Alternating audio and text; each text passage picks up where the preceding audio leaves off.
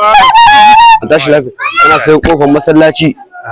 Baran da gidan mu fa. Ina kai bari mai gida wannan ana ba mamaki ana tsakani bata za. Kana sayan baron amalanke? To ko dama dai. To mu je. Wannan kaga cikin lokaci da na sai na baka kuɗi sai in to ka gan shi nan.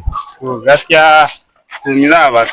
Nawa da ka ba mai gida? Ka san harkar dace ta abun nan. Ba a shiga gaban mai abu. Kuɗin mi da ka ba mai gida? Ba da abun da za ka bayar. Ba a shiga gaban mai. Ba da abun da za ka bayar wa mai gida.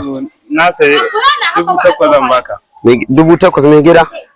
8,000? Gaskiya ya katta kenan nan saboda sai an kona taya. In ba a kona tayan ba inda ba tayu za a iya kai har 10,000 amma saboda sai an kona taya riba mu. A kona taya? Ku kona tayan. Ku kona tayan.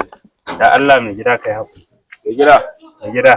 Kai da ma na dade da sanin labarin ka. Na dade da sanin labarin kana zuwa nan wurin ko yaro bai ne sayar da abu baka tilasta mashi. Allah kai hakuri. Ranan naji an ce wani tsoho ya to ya tai gona kawai ka dauki keken shi wai ka kasa cikin wani baron ka. A gyara mai ne akai za a kai wajen mai faci.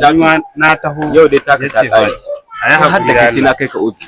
Allah ya baba. Ai hakuri. Je gida. Allah ranka ya